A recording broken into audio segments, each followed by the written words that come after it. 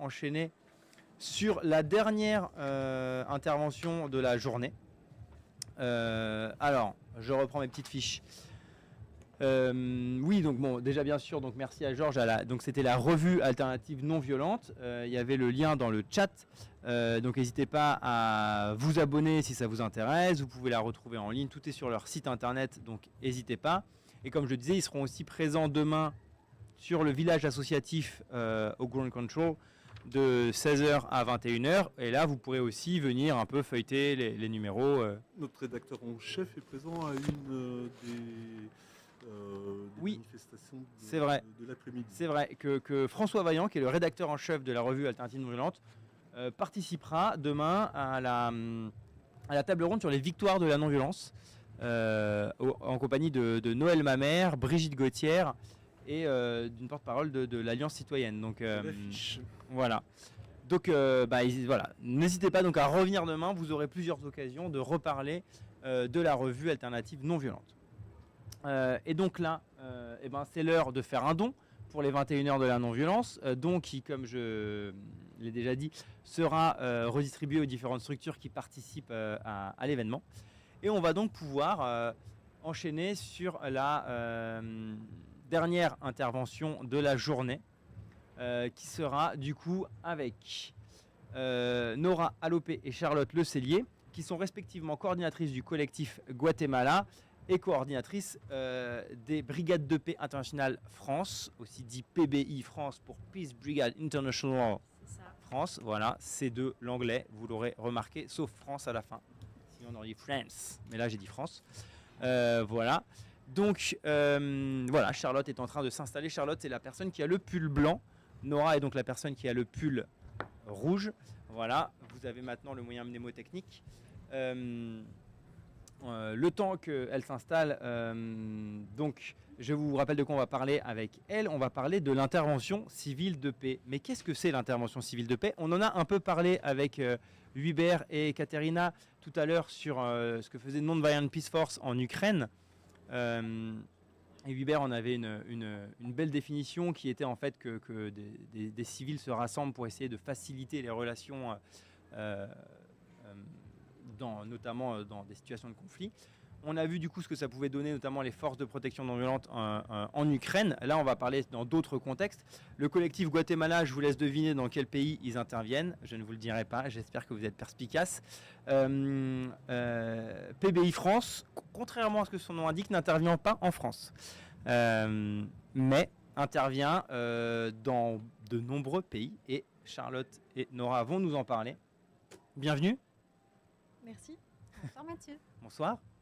Est-ce que vous avez profité du DJ7 dehors? Donc vous entendez peut-être pas en ligne, mais ça fait boum boum dans nos oreilles ici. Il y a un DJ7 qui a commencé à 21h30. Voilà. Il y en aura aussi un demain avec Planète Boum Boum qui avait chanté Pas de retraité sur une planète brûlée.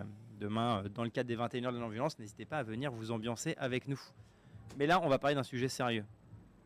Qu'est-ce que c'est l'intervention civile de paix?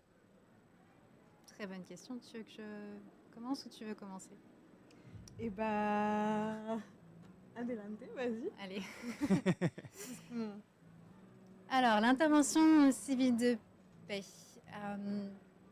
c'est une stratégie d'action non violente, plutôt dans le thème. J'espère, ouais, sinon vous partez. Non violente, dont la spécificité est qu'elle est plus particulièrement non armée, à la différence par exemple d'intervention militaire. On le rappelle, les corps militaires peuvent aussi faire de l'humanitaire, ou même des casques bleus de l'ONU. De l'ONU, oui. Dans un terrain localisé et entre différentes parties prenantes d'un conflit à des degrés de violence plus ou moins élevés. Et moi, ce que j'aime bien faire également, c'est revenir sur le terme d'intervention, ce qui peut sembler peut-être un peu nébuleux de prime abord. Et je vais m'en tenir à ce que dit l'Académie française pour rappeler que l'intervention, le fait d'intervenir, en réalité, c'est le fait d'agir ou d'accomplir une démarche en tant qu'intermédiaire et dans l'intérêt de quelqu'un. C'est encore différent de la notion d'interférer, qui veut dire se produire conjointement, mais en se contrariant. Et je trouve que ça donne aussi un élément d'éclairage supplémentaire sur ce qu'est réellement l'intervention civile de paix. C'est-à-dire qu'on n'est pas là pour faire les choses au nom des personnes, on est là encore et toujours. Je pense que c'est vraiment l'un des principaux moteurs de l'intervention civile de paix pour agir en tant que médiateur, qu'intermédiaire, mais laisser la responsabilité, l'autonomie des actions de résolution de conflits aux acteurs locaux depuis leur expertise et par leurs compétences aussi, puisque c'est eux au final qui sont les plus connaisseurs des différents facteurs qui alimentent le conflit ou qui l'ont causé, et aussi des potentielles solutions pour le résoudre. Ouais. Je sais pas si tu veux ajouter un truc, Ena.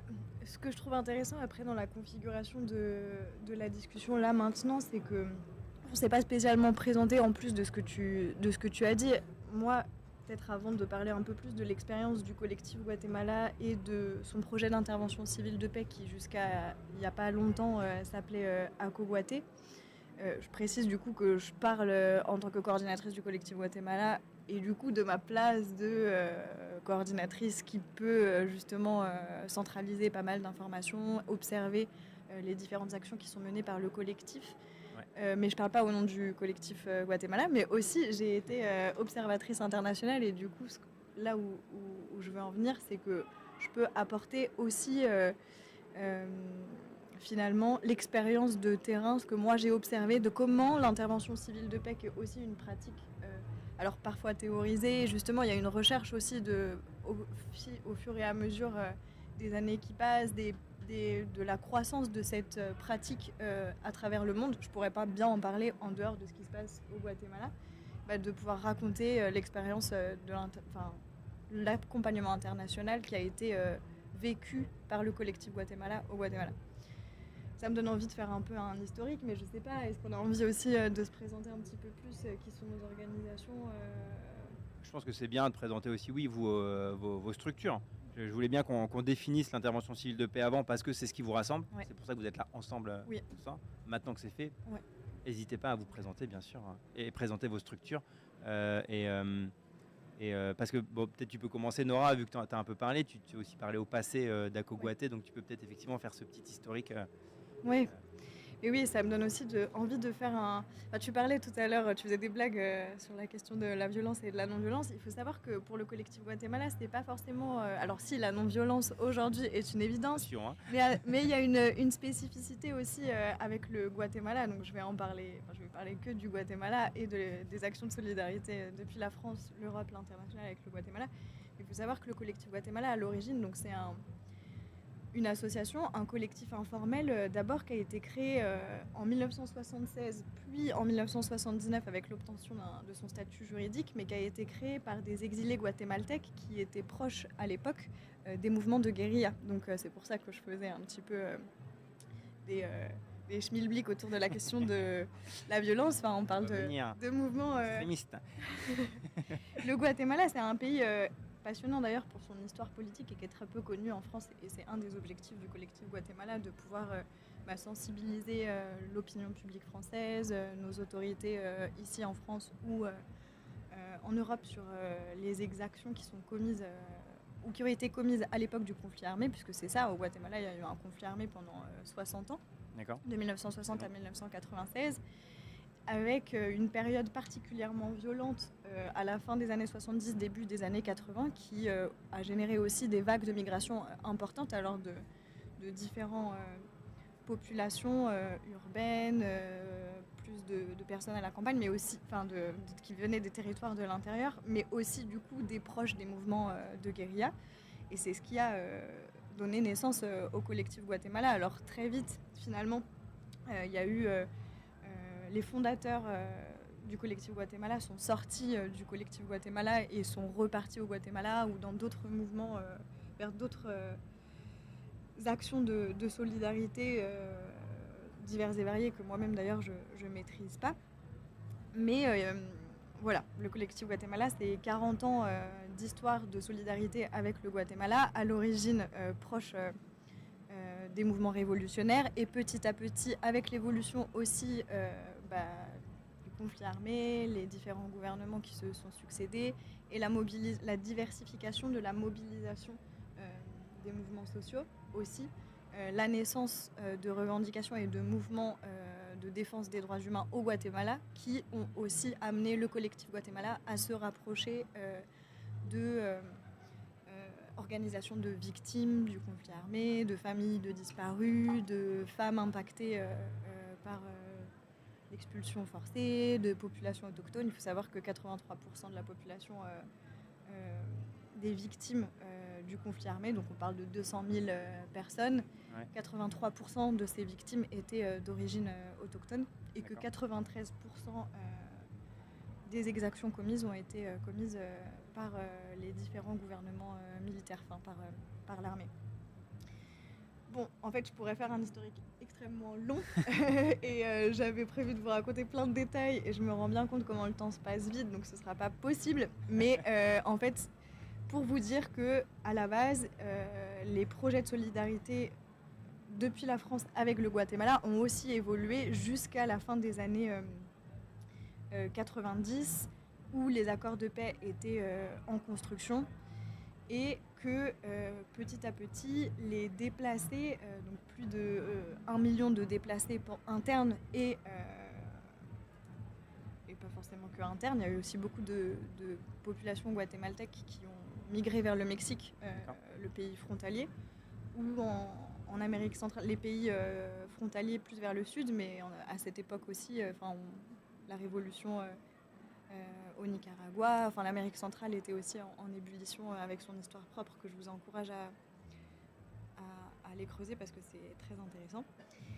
Et donc les projets d'intervention civile de paix du collectif Guatemala, comment c'est né? C'est vraiment cette recherche de solidarité depuis l'international à l'appel des déplacés internes et vers le Mexique qui ont, avant les accords de paix, ont dit nous on fait un appel aux pays, aux organisations internationales en Amérique du Nord, en Europe, pour nous accompagner dans ce chemin du retour sur nos territoires à l'origine, qui était donc encadré par les accords de paix, et assurer une présence permanente dans nos communautés à côté de nous, pour justement rechercher à la fois cet effet dissuasif, mais aussi dès le début pouvoir avoir des témoins qui puissent rendre compte de ce qui était en train de se passer, et aussi, c'est important de le souligner, de pouvoir apporter un soutien moral et de lutter contre l'isolement de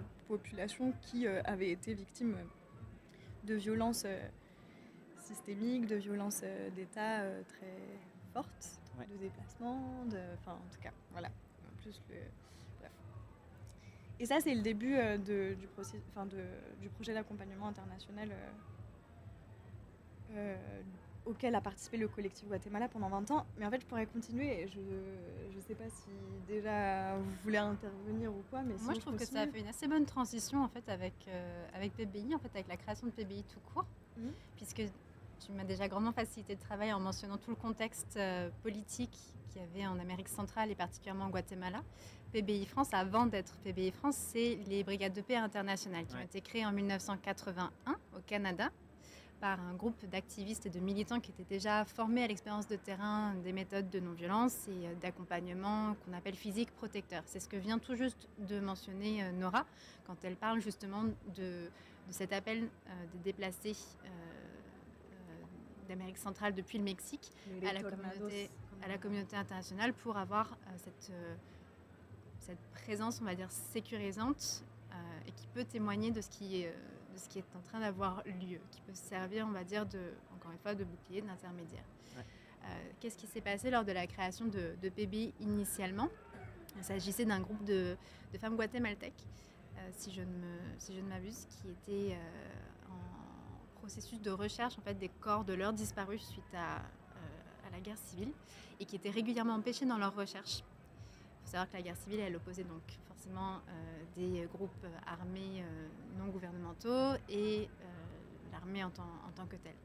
C'était l'État qui faisait la plupart du temps opposition, on va dire, aux recherches de ces mères-là. Et c'est à partir de cette requête en fait, qui a émané des mères guatémaltèques de disparus que ces militants ont commencé à se former avec elles à la méthode d'accompagnement protecteur physique et également à développer d'autres formes de missions d'intervention civile de paix qui ont fait la particularité de PBI après.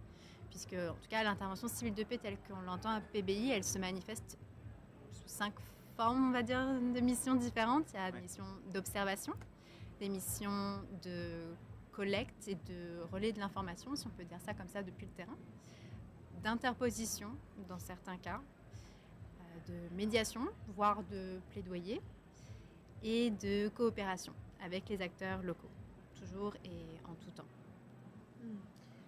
Ouais, c'est intéressant.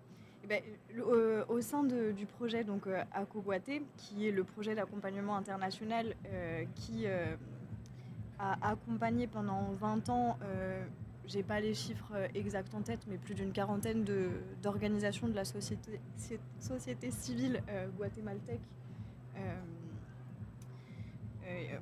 ACOGUATE organise son intervention civile, l'intervention civile de paix selon ACOGUATE, pour rebondir sur ce que tu disais par rapport à PBI, s'organise à travers plusieurs axes d'accompagnement. Nous, le vocabulaire qui était employé au sein d'ACOGUATE, on parle d'accompagnement physique, donc en effet, toutes les missions où des volontaires vont se déplacer sur le terrain auprès des défenseurs qui en ont fait la demande. Donc ça, c'est aussi un des principes fondamentaux de l'accompagnement international et je pense de l'intervention civile de paix. Il faut peut-être le préciser, des volontaires qui sont formés à l'intervention civile de paix. C'est pas des volontaires qui partent sans bagage préalable. C'est pas je suis volontaire, j'y vais et je débarque. Il vaut mieux. Il y a toujours une formation préalable à l'intervention civile de paix qui est dispensée aux personnes qui veulent s'engager en tant qu'effectivement observateurs internationaux, comme l'a été Nora, de la situation des droits humains et qui veulent faire un accompagnement physique protecteur. C'est très bien, ça me fait reprendre mon fil un peu sur l'historique de ACOGUATE parce que quand on retourne dans les années 90, en fait, le collectif Guatemala a été donc, créé, comme je vous l'ai dit, par des Guatémaltèques en exil, mais c'est aussi ces organisations de solidarité, comme le collectif Guatemala, il y en a eu beaucoup partout en Europe et aussi en Amérique du Nord et sûrement dans d'autres en Amérique centrale, c'est sûr, Amérique du Sud aussi, mais à chaque territoire sa spécificité. En tout cas, ce qui s'est passé, c'est qu'il y a eu beaucoup de volontaires au départ qui sont arrivés sous l'égide de différentes organisations internationales. Et par exemple, en 1994, au Guatemala, il y a eu le premier forum des accompagnateurs internationaux qui a permis déjà un début de coordination entre toutes ces organisations comme le collectif Guatemala qui envoyait des volontaires. Et du coup, petit à petit, la naissance d'une coordination spécifique des organisations d'accompagnement international au Guatemala qui a plus tard, en 2000, pris le nom de ACOGUATE. Mais il y a eu vraiment un processus de formalisation progressif. Ensuite, le collectif Guatemala, quelle était sa place dans cette coalition au même titre que tous les comités fondateurs ou membres de ACOGUATE, il y a plusieurs choses. En effet, en France ou en Europe, pouvoir recruter les volontaires, les former, ensuite favoriser leur envoi sur place en accompagnement les dépenses quotidiennes, en tout cas la question de transport, tout ce qui permet de maintenir la sécurité et la vie au quotidien des volontaires. Ensuite, le suivi aussi des volontaires, mais qui, une fois envoyés au Guatemala, était sous la responsabilité de l'équipe de coordination d'ACOGUATE, qui était spécifiquement responsable ensuite de s'occuper, et qui était une entité juridiquement constituée et indépendante. Donc le collectif Guatemala et ACOGUATE restaient deux organisations différentes, contrairement à PBI, peut-être qu'il y a un fonctionnement un peu différent. Enfin, si on veut essayer de faire un parallèle sur... À PBI, le principe, on va dire, de l'envoi des volontaires, c'est que déjà, il répond toujours à une demande des organisations locales, un besoin, on va dire, d'observateurs internationaux. Il n'y a rien que PBI ne fasse sans qu'un besoin ait été identifié depuis le terrain. Et quand on parle du terrain, on parle principalement un peu de la même façon que tu le présentais, en fait, des organisations, des collectifs ou des individus qui œuvrent pour le respect et non, le respect tout court, c'est bien déjà, des droits humains et leur mise en œuvre et si on veut leur garantie. Voilà, c'était ça le mot que je cherchais. Et à partir de ce besoin ou de cette requête qui est formulée, effectivement, après, on peut envisager l'envoi de volontaires qui sont formés également aux méthodes de l'ICP, qui partent, encore une fois, réaliser les missions dont je parlais tout à l'heure, que ce soit de l'observation, du relais d'information auprès des différents corps diplomatiques ou même parfois de certains pouvoirs publics locaux, notamment quand il y a de la médiation à faire. Il peut arriver dans certains cas que, à l'échelle locale, entre une autorité publique et un collectif de défenseurs des droits humains, le dialogue, pour X raisons, soit compliqué ou parfois peut-être rompu. Dans ces cas-là, et je pense que pour ton collectif, c'est les mêmes méthodes d'intervention, peu de choses près. Ce qui se produit, c'est que les volontaires jouent un rôle, encore une fois, de médiateur. Donc, forcément aussi, ça, je ne suis pas revenue dessus, mais la présence des volontaires est toujours annoncée. C'est toujours fait dans le respect de l'état de droit. C'est-à-dire qu'on n'envoie pas des volontaires sans respect du cadre juridique et légal du pays dans lequel ils vont. Ils n'envoient pas cagoulés à travers la frontière sans papier. Non, la présence. C'est un concept, mais c'est pas ça l'ICP, quoi. C'est pas ça l'ICP. Non plus. Donc non, effectivement, toujours l'envoi de volontaires et d'observateurs internationaux se fait dans le respect de l'état de droit de base et à la demande des organisations locales. À partir donc de ça, et pour en revenir à ce que je disais, dans des cas de figure où effectivement il y a, je sais pas, une lutte précise pour le respect des droits humains ou alors une situation complexe avec un dialogue qui est empêché entre les autorités locales et les organisations, les collectifs de défenseurs. Ce qui se produit, donc, c'est que le volontaire en déplacement, l'observateur international, se présente en qualité donc, de médiateur auprès des pouvoirs publics en s'annonçant au préalable. Il y a toujours une prise de contact en amont qui est faite.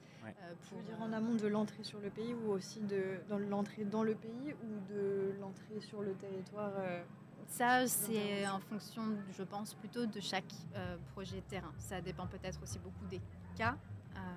Je suppose que ça a pu avoir lieu. Je n'ai pas actuellement d'exemple en tête, mais l'association, en tout cas pour ce qui est de PBI France ayant 40 ans, il se peut que dans les 40 dernières années, effectivement, il y a eu différents types de prises de contact en amont. Là, je m'en réfère plutôt à une prise de contact en amont à partir du moment où le volontaire est sur le terrain, que la situation a été identifiée avec les groupes locaux, que les nœuds, on va dire, autour de la poursuite du dialogue ont été identifiés. Et qu'à partir de ce moment-là, effectivement, dans un premier temps plutôt, le volontaire se propose de jouer le rôle de médiateur auprès des pouvoirs publics pour trouver un consensus ou en tout cas une façon de renouer le dialogue entre les différentes parties prenantes qui sont dans une situation de tension, voire de conflit. Et je précise parce que je crois qu'on ne l'a pas encore dit, mais contrairement au collectif Guatemala qui intervient au Guatemala, en lien avec le Guatemala, PBI, vous intervenez dans plusieurs pays. Et donc, c'est pour ça que tu dis qu'en fait, en fonction des terrains d'action, il peut y avoir des approches différentes parce que c'est différents pays, différentes législations, différentes manières d'intervenir. C'est un peu plus comme Non-Violent Peace Force qu'on a vu tout à l'heure, qui interviennent en Ukraine, mais aussi en Irak, aux Philippines, au Myanmar, comme ils l'ont dit. Donc, vous intervenez notamment en Amérique du Sud, mais pas que. Et voilà. Donc, en tout cas, il y a plusieurs pays. Donc, des protocoles qui peuvent varier en fonction du terrain d'intervention, là où le collectif Guatemala a envoyé tous ses volontaires au même endroit. Oui, et d'ailleurs, ce qui, par exemple, une grande question en ce moment au sein du collectif Guatemala, c'est la prise de recul qu'il est possible de prendre, qui est peut-être plus compliquée à avoir quand on intervient. Alors, j'allais dire sur un territoire, mais en fait... En disant un territoire, je pensais au Guatemala, mais c'est faux parce que le Guatemala est extrêmement divers, même si c'est un tout petit pays, mais du coup, il y a une spécificité à chaque fois et des conjonctures et ça m'amène aussi à toute la technicité et tout l'aspect procédure de l'intervention civile de paix comme elle est appliquée par ACOGuaté, mais je pense en fait aussi au sein de PBI. C'est-à-dire que pour pouvoir justement, je commençais à en parler tout à l'heure, on imagine des équipes de volontaires à la capitale au Guatemala qui sont organisées, formées. Il y a plusieurs équipes de terrain qui peuvent avoir des zones du pays affectées pour faciliter ensuite les déplacements, les aspects logistiques, techniques, et puis aussi la connaissance du terrain et du territoire et des acteurs, des actrices locaux dans les zones, puisque c'est des choses qui s'acquièrent petit à petit. Enfin, c'est beaucoup de connaissances à acquérir, en fait, surtout quand on est des internationaux non guatémaltèques dans le cadre de ACO Guaté, et que c'est des choses qui prennent du temps. Et en fait, l'accompagnement international ou l'ICP, un des principes fondamentaux, et tu l'as dit, c'est aussi de répondre à un besoin et une demande de défenseurs qui se considèrent dans une situation d'insécurité pour le travail qu'ils mènent en faveur d'un état de droit ou pour le respect des droits humains encadrés par des textes internationaux, etc., qui sont aussi des outils utilisés au quotidien.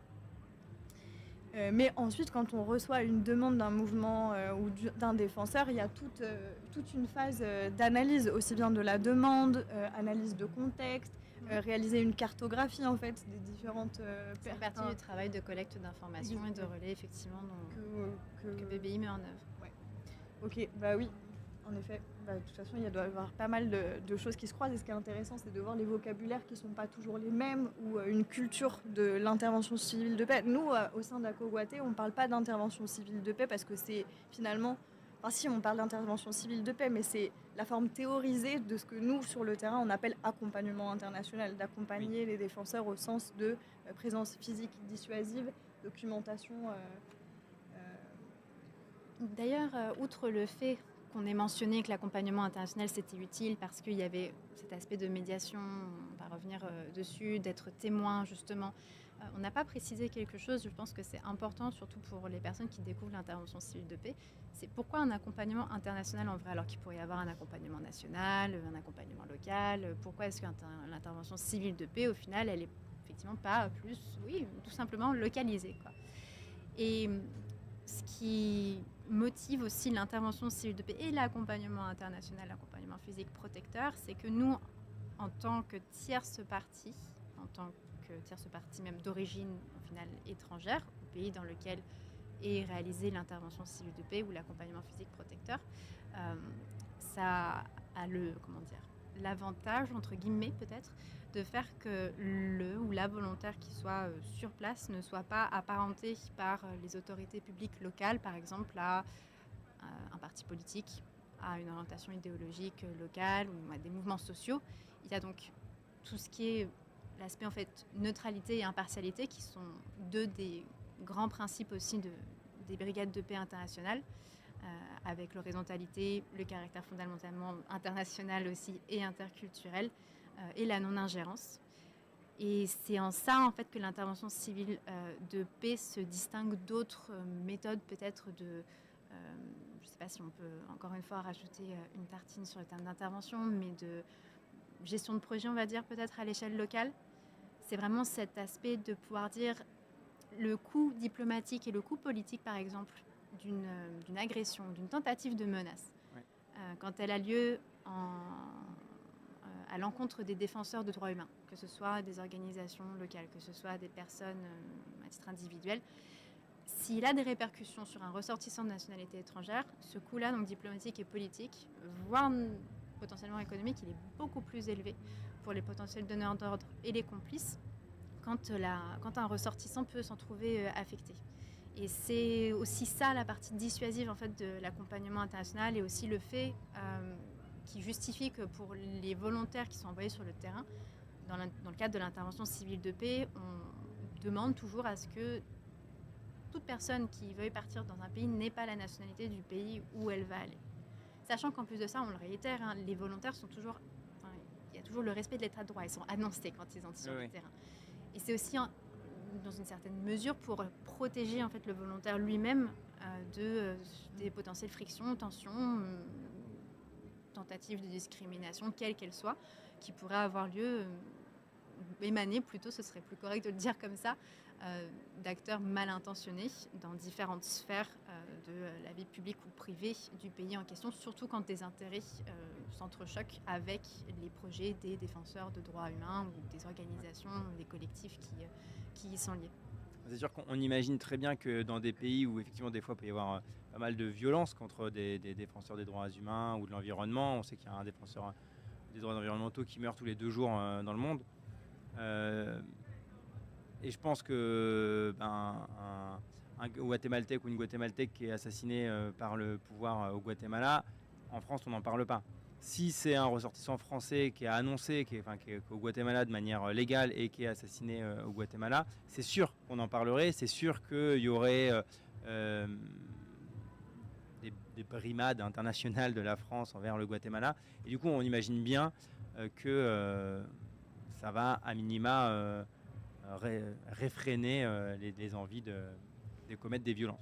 Ça implique des acteurs et en termes de responsabilité, en tout cas par exemple l'État français qui est à la responsabilité de garantir la sécurité de ses ressortissants, même au Guatemala, et donc en effet de prévenir systématiquement l'ambassade de France.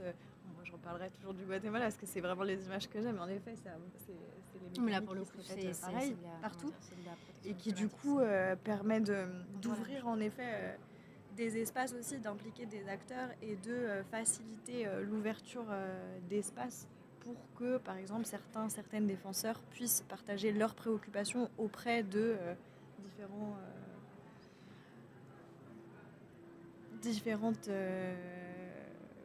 différentes instances, autorités, que ce soit des autorités nationales, mais aussi auprès du corps diplomatique, etc. Parce que moi, ce que j'ai en tête quand je parle là, c'est tout le travail de fourmi, en fait, qui est nécessaire pour pouvoir tisser des liens entre tous les réseaux, aussi bien de solidarité avec les sociétés civiles étrangères, et donc notamment l'importance d'avoir un réseau d'actrices, et donc pour pouvoir ensuite, par exemple, partager des alertes qui arrivent jusqu'en France, jusqu'en Europe, etc., et d'avoir tout un réseau bien organisé, mais qui permettent aussi de partager des informations jugées par les défenseurs eux-mêmes pertinentes à un moment donné, qui rentrent dans leur stratégie de défense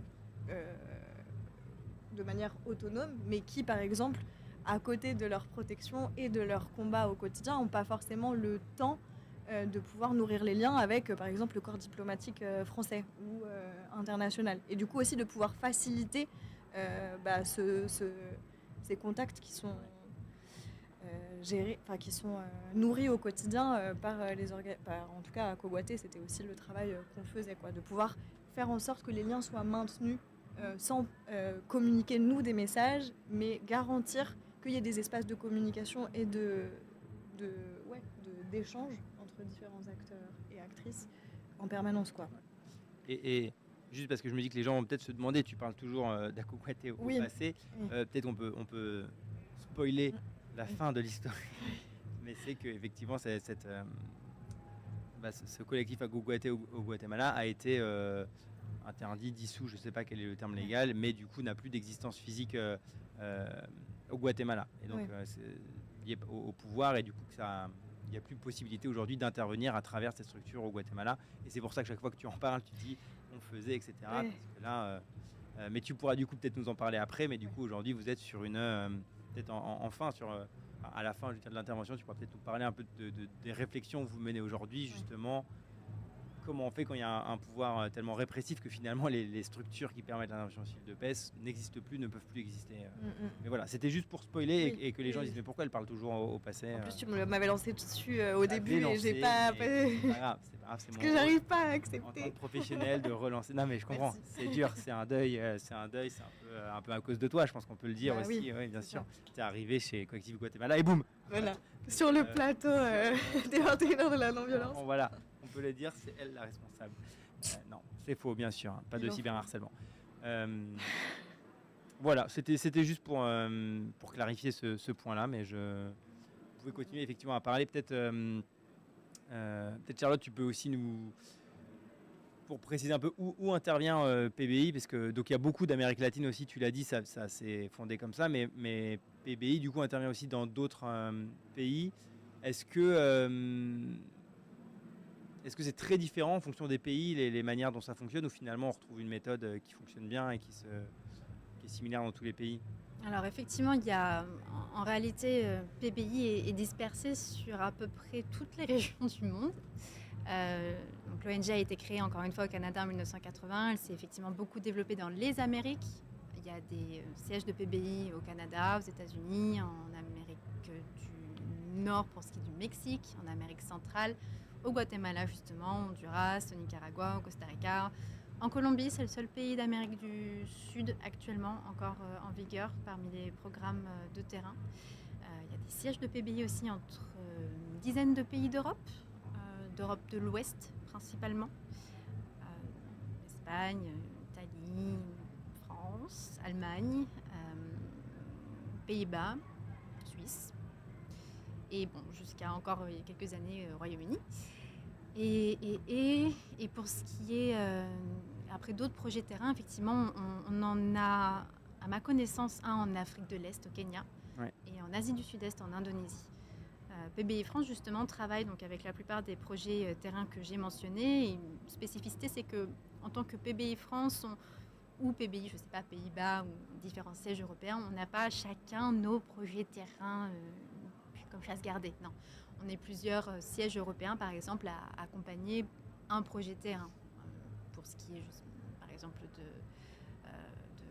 de PBI Colombie, on est différents sièges de PBI Europe et d'Amérique du Nord à travailler avec eux. Principalement, on va dire, depuis nos sièges européens, ce qu'on fait, c'est beaucoup de recherche de subventions pour apporter les moyens en fait, suffisants à ces programmes de terrain-là pour que les lignes des projets qu'ils dressent ou qu'ils dressent, attention, pas nécessairement les sièges des PBI sur le terrain, mais qu'ils mènent voilà, à partir des lignes qui ont été dressées par les organisations locales de défenseurs de droits humains, puissent effectivement aboutir. C'est toujours effectivement, encore une fois, l'argent le nerf de la guerre, et sans ressources, et d'autant plus dans des pays où les justement combats en faveur des droits de l'homme se heurtent à pléthore d'intérêts contradictoires, principalement avec les pouvoirs publics, mais pas que. Il peut être très très compliqué justement de mener à bien certains projets. Ouais. Est-ce que tu peux me redonner la suite de ta question, s'il te plaît, parce que je suis à peu près certaine qu'il y en a une partie que j'ai... C'était de savoir si en fonction des terrains d'action où vous allez, par exemple entre la Colombie et le Kenya, est-ce que vous avez des méthodologies d'action qui finalement restent similaires parce que c'est une méthodologie l'ICP qui se prête à tous les terrains, ou est-ce qu'elle est très adaptée en fonction du terrain ou d'intervention? Alors du coup, ça me fait revenir sur ce que je disais un petit peu plus tôt. Il y a effectivement parmi les principes de PBI qui sont les mêmes pour les différents sièges, qu'ils soient sièges européens, sièges de terrain, on va dire. Ouais. Non, c'est les mêmes principes qui nous guident, et entre eux, justement, le principe d'interculturalité, aussi d'horizontalité. Et pour ce qui est des missions d'intervention civile de paix, pareil, c'est toujours les mêmes mots d'ordre, à savoir observation, analyse de terrain, recueil de l'information, relais le cas échéant, interposition quand c'est réellement nécessaire, coopération, médiation, voire plaidoyer dans certains cas.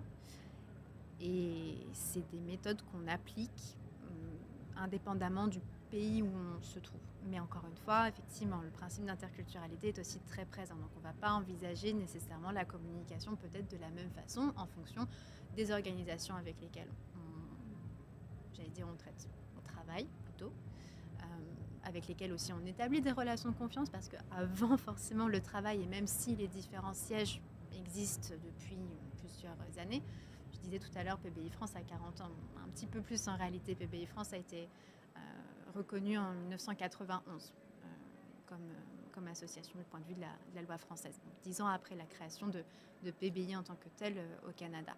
Mais effectivement, d'une culture à l'autre aussi, ou d'un siège à l'autre, même en Europe, on ne va pas forcément avoir la même manière d'appréhender le travail ou d'appréhender, encore une fois, oui, des choses aussi peut-être basiques a priori que la communication, qui ne le sont absolument pas, voire même en fait la façon de réagir à un problème donné.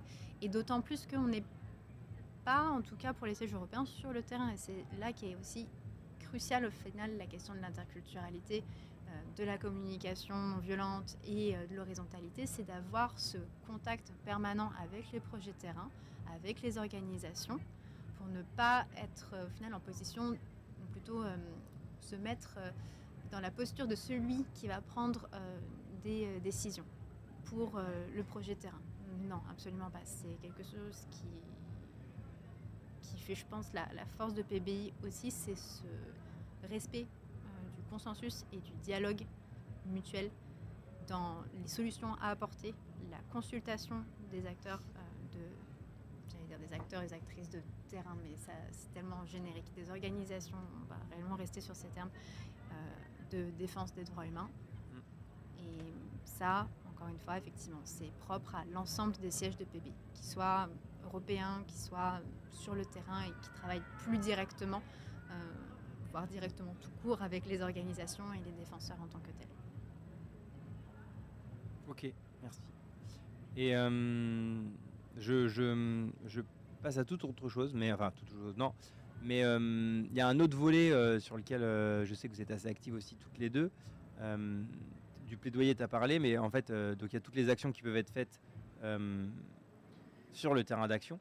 Mais des fois, c'est le terrain d'action qui vient à nous en France parce qu'il y a aussi, ça fait partie de la méthodologie non violente d'essayer d'utiliser aussi les voies diplomatiques, etc. Et donc, vous organisez des tournées de plaidoyer où vous recevez du coup des défenseurs des droits humains et vous les aidez à réaliser et à rencontrer des diplomates ou des institutions en Et France. pas que, d'ailleurs, Pas que, voilà.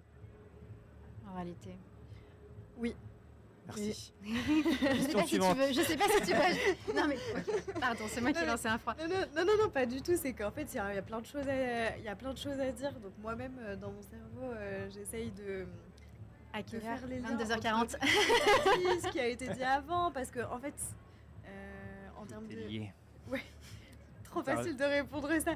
Mais en termes de stratégie d'action aussi, c'est que de stratégie globale en fait en fonction du territoire et de l'imbrication aussi de l'action que peuvent avoir les différents acteurs, actrices en fonction de leur mandat, de leur territoire, de présence, etc. Ça mène à des rôles complètement différents. Qu'est-ce que je veux dire par là? C'est que Charlotte a pas mal parlé des principes fondamentaux de l'intervention civile de paix appliqués par PBI, qui sont basiquement les mêmes qui étaient utilisés par ACOWATE, à savoir que travail de plaidoyer, c'est-à-dire mobiliser, interpeller par exemple le collectif Guatemala, comme ça peut nous arriver de le faire parfois.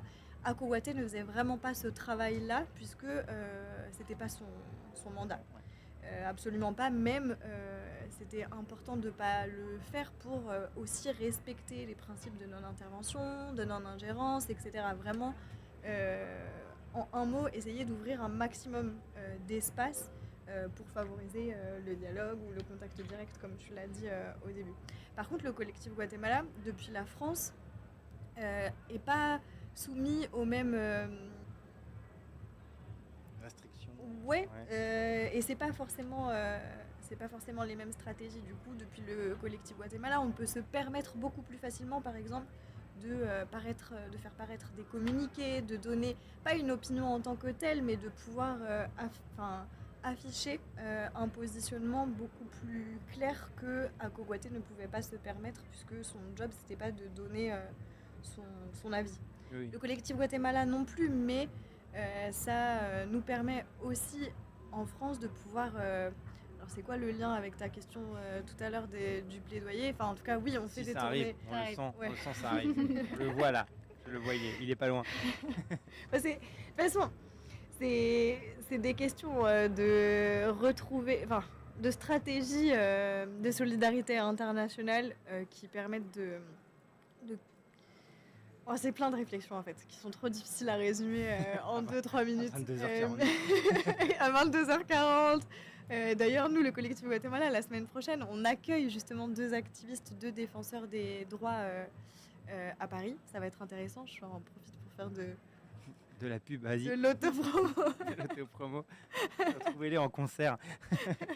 Allez sur la page Facebook du collectif Guatemala, principalement sur notre site internet, mais pas encore tout à fait, parce que tout n'est pas encore tout à jour, mais surtout sur le Facebook. Et il y a des événements qui vont être hyper intéressants, où le collectif Guatemala va aussi pouvoir donner pas son avis, opinion, mais en fait participer aux discussions sur ce qui se passe actuellement,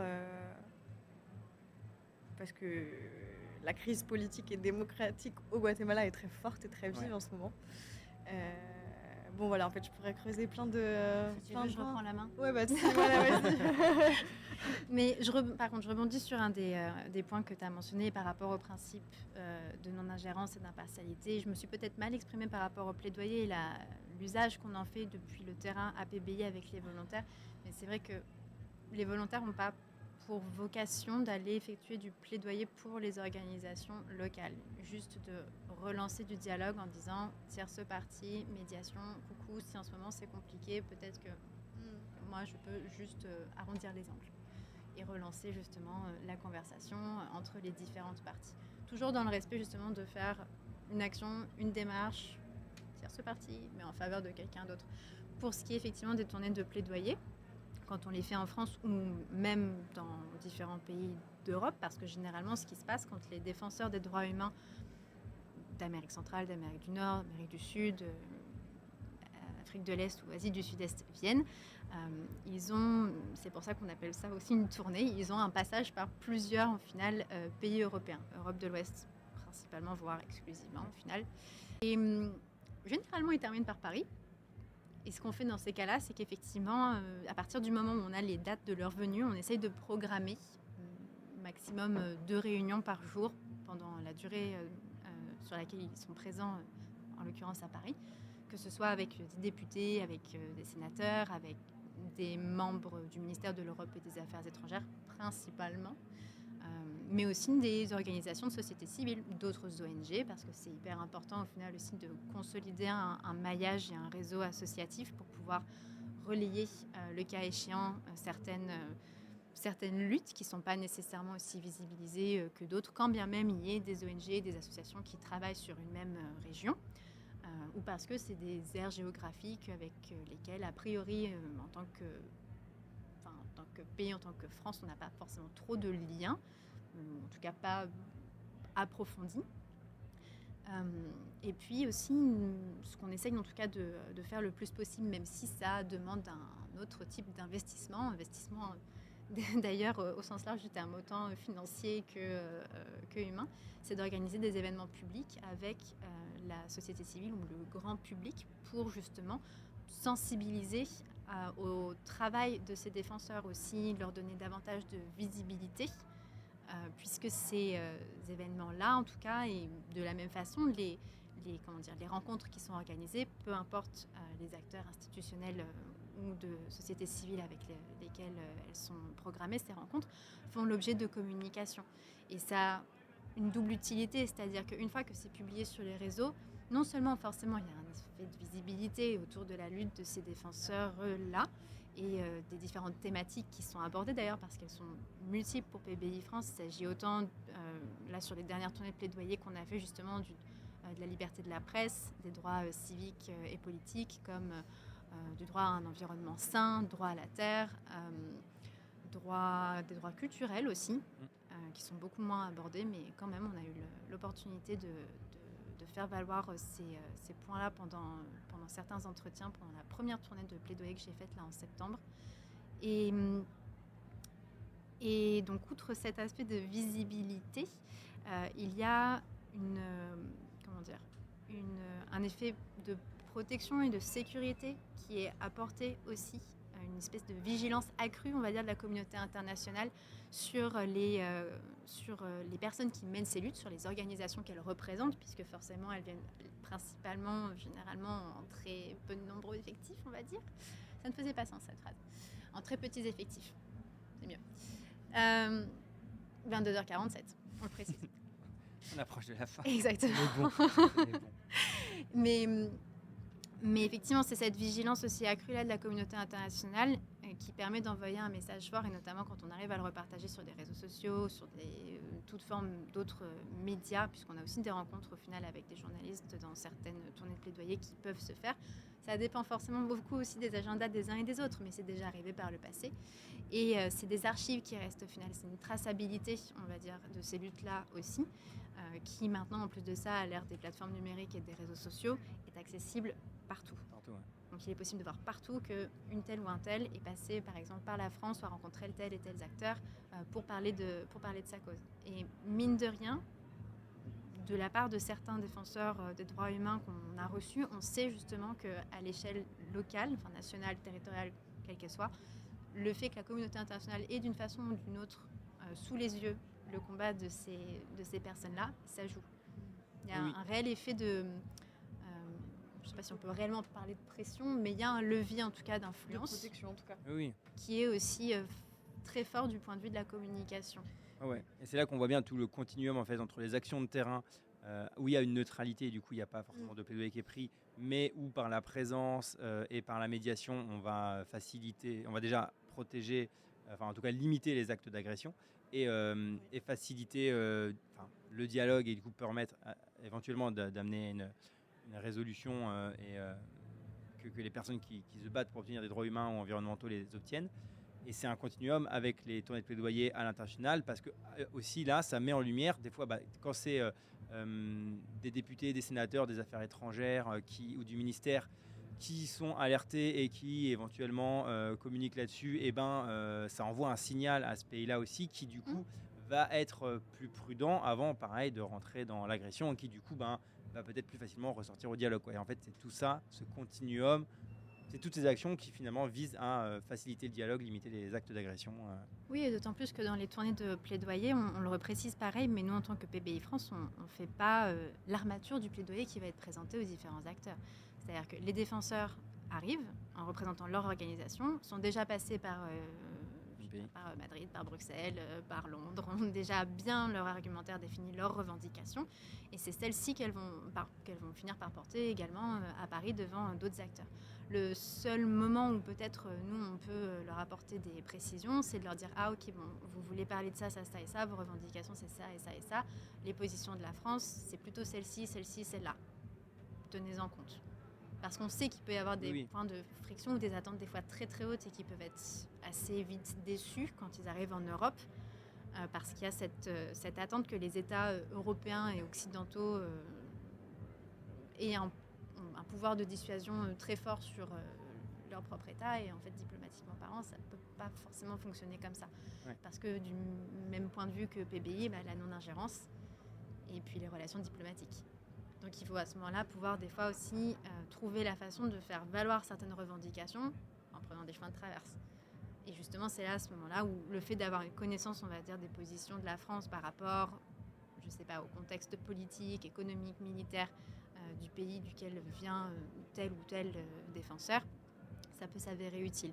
Parce qu'on peut à ce moment-là lui soumettre effectivement ces éléments qu'il peut se réapproprier pour son plaidoyer.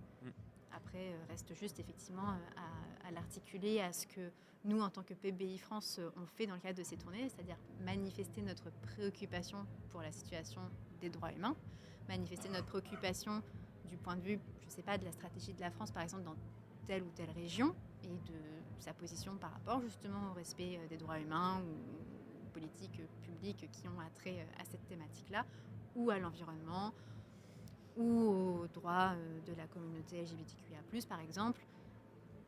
C'est plutôt dans ce sens-là que se constituent des rendez-vous de plaidoyer, par exemple, quand on accompagne en tant que PBI France, des défenseurs de droits humains devant notamment des acteurs institutionnels. Quand c'est des acteurs, des actrices au sein d'ONG, les conversations sont plus informelles, c'est davantage comment est-ce qu'on peut,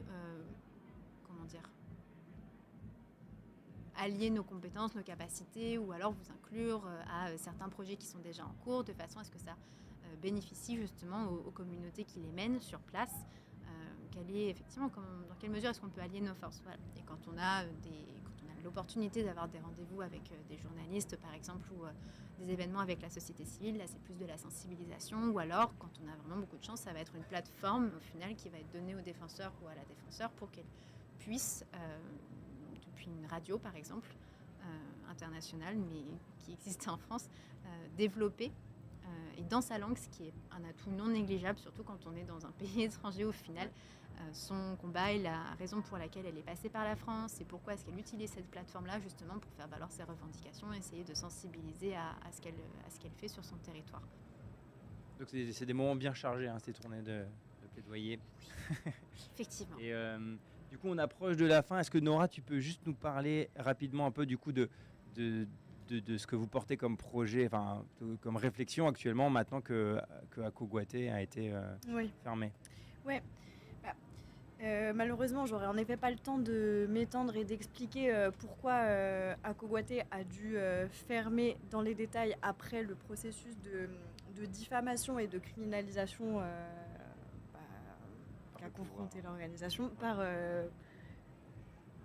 oui, indirectement par... je peux pas dire ça, mais en tout cas par plusieurs acteurs qui ont du pouvoir au Guatemala et notamment des groupes d'extrême droite qui ont porté plainte contre l'organisation.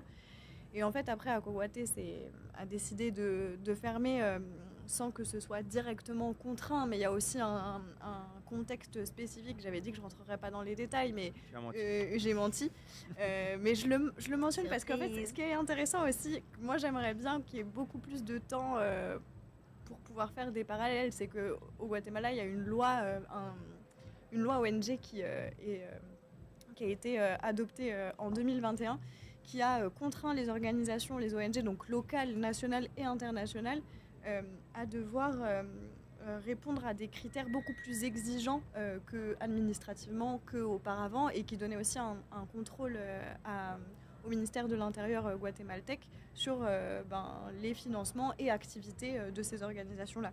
Et donc une forme de pression qui, je ne vais pas rentrer dans les détails, mais ce genre de contexte politique législatif qui a joué dans la décision de fermer Akogouaté suite à ces plaintes et calomnieuses contre l'organisation, mais qui est venu aussi mettre en péril la sécurité des membres d'Akogouaté, et donc remettant en cause la pertinence sur le moment de l'accompagnement international comme il était fourni sous cette forme. Là, j'en arrive à ta question. C'est qu'on se rappelle que j'ai essayé de vous expliquer, c'était pas hyper évident, mais que Akogouaté, au final, c'était une coalition d'organisations internationales. Donc Akogouaté, en arrêtant son activité, ça ne veut pas dire que les organisations membres arrêtent leurs activités. Le collectif Guatemala, la preuve en est, existe toujours. Sur le terrain, on a toujours nos anciens collaborateurs, ou en tout cas encore membres ou anciens membres de Akogouaté, suédois, des États-Unis, du Canada, PBI Guatemala, qui était un grand allié de Akogouaté, puisque PBI Guatemala et Akogouaté travaillaient régulièrement ensemble, communiquaient ensemble et articulaient, en tout cas il y avait des espaces de coordination. Ces organisations-là, il y en a encore beaucoup qui existent encore. Et donc ce qui se passe en ce moment, c'est d'essayer en fait de réajuster les mandats, les façons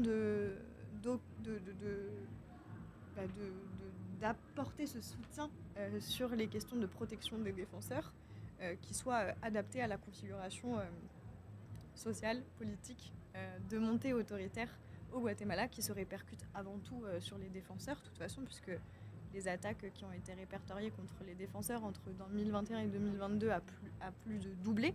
Donc c'est extrêmement préoccupant, la situation dans le pays. Mais ce qui était particulier aussi avec Akogouaté, c'est que c'était une des premières fois aussi importantes qu'une organisation internationale était directement attaquée, et qui permet aussi un peu, en quelques mots, de dresser... de toute façon, tous les secteurs de la société civile et même la justice, les opérateurs de justice pro-démocratie, les journalistes, il y a une cooptation et une montée autoritariste au Guatemala qui est évidente et préoccupante. Et donc, dans ce contexte-là, le collectif Guatemala, ce qu'il fait en échangeant avec ses anciens partenaires membres de Akogouaté, c'est prendre le temps de réfléchir pour petit à petit reconfigurer des nouvelles formes d'accompagnement international. Mhm. Et plus concrètement, ça demande beaucoup de temps de réflexion aussi sur les questions techniques, logistiques, Bien sûr. de moyens, de ressources disponibles, parce qu'en fait, envoyer des volontaires, c'est avant tout penser à la sécurité et à pouvoir assurer la sécurité des volontaires. Et donc, voilà, c'est plein de discussions. Et on espère qu'on pourra vous donner des réponses plus enthousiasmantes sur nos futurs projets terrain bientôt. Mais rejoignez-nous, on a besoin de monde pour réfléchir à ces questions-là. Autopromo encore. Mais ça me fait penser aussi justement à un détail qui n'en est pas un, mais le terme est mal choisi à cause de la fatigue. C'est que l'intervention civile de paix en soi n'a pas non plus pour but de maintenir ad vitam aeternam un accompagnement international. Il y a tout l'aspect aussi renforcement de capacité qu'on n'a pas nécessairement eu l'opportunité de développer plus que ça pendant les dernières 58 minutes. Mais qui est très présent aussi dans le travail notamment des projets de terrain. Quand on parle de renforcement de capacité, on parle principalement de formation, d'auto-formation au final à l'accompagnement protecteur, physique et protecteur, mais aussi à l'équilibre mental, parce que la santé mentale des défenseurs des droits humains, c'est quelque chose de très très important, pour des raisons évidentes que je ne vais pas développer ici. À la sécurité numérique également, de façon à ce que ces outils-là soient assimilés, principalement par les collectifs qui mènent leurs projets en faveur du respect et de la garantie des différents droits et en fonction aussi des spécificités de leur lutte, et qu'il y ait une stratégie de sortie qui s'opère progressivement pour que les différents projets terrain, PBI on va dire, qui sont implémentés sur place s'effacent, et puis qu'on puisse avoir aussi à terme, justement, de par le renforcement des compétences des organisations de société civile locales, une façon de réagir aux tentatives de menaces de violation, une fortification aussi de l'état de droit, parce qu'il y aura eu davantage de dialogue et d'échanges entre ces collectifs-là et les autorités publiques locales. Tout ça amenant, en tout cas très progressivement, encore une fois, le travail de l'intervention civile de paix, c'est pas du moyen à long terme, c'est du long terme, tout court. Les résultats qu'on obtient, on vise réellement à s'en prendre pardon, ça commence vraiment à être difficile. Il est 23h.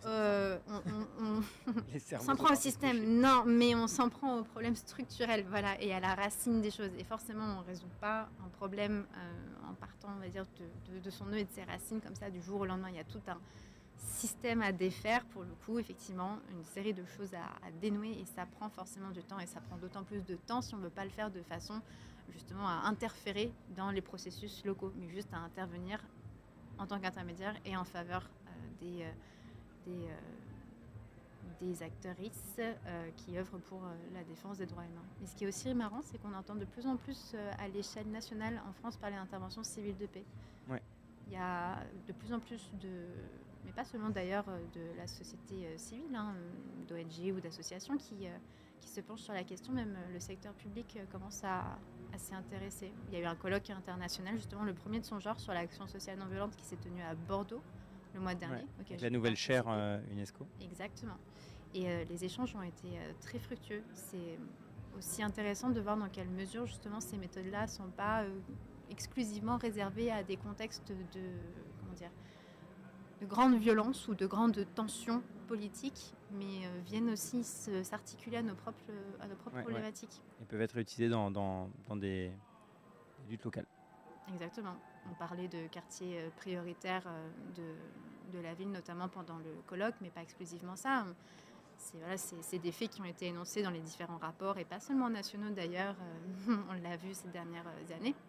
La France a été pointée du doigt à plusieurs reprises par différentes organisations internationales, ONG, sur le respect des droits humains, notamment civiques et politiques, dans le cadre des dernières manifestations, droit à l'environnement aussi. Et c'est aussi un sujet qui a été abordé pendant le colloque, par exemple, que pourraient apporter les méthodes d'intervention civile de paix, notamment en matière d'observation dans le cadre d'émeutes ou dans le cadre d'affrontements entre manifestants et forces de l'ordre. Le travail aussi de certaines ONG constituées, comme la Ligue des droits de l'homme, justement, quand ils se trouvent parfois pointés du doigt par certaines institutions qui menacent leur financement alors qu'ils font un travail de vigie, ni plus ni moins, et que c'est nécessaire aussi à la citoyenneté, à l'exercice de la citoyenneté, c'est un droit.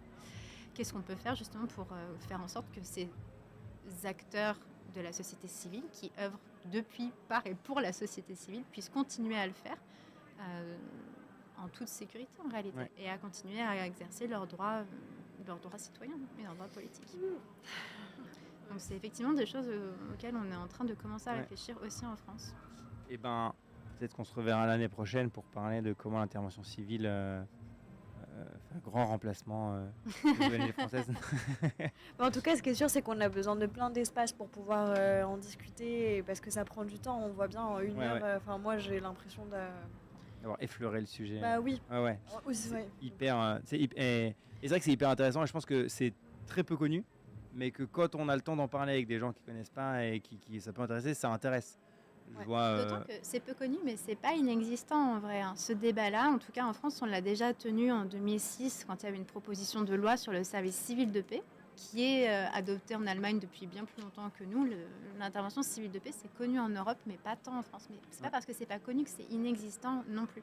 Et d'ailleurs, la proposition de loi qui avait été portée au Sénat et qui est restée en première lecture, qui n'a pas abouti de fait, elle est toujours consultable sur le site du Sénat si ça intéresse des gens de la lire, notamment je crois que c'est le chapitre 4 qui nous concerne, nous, plus principalement en tant qu'organisation qui sont non violentes et qui œuvrent pour l'intervention civile de paix.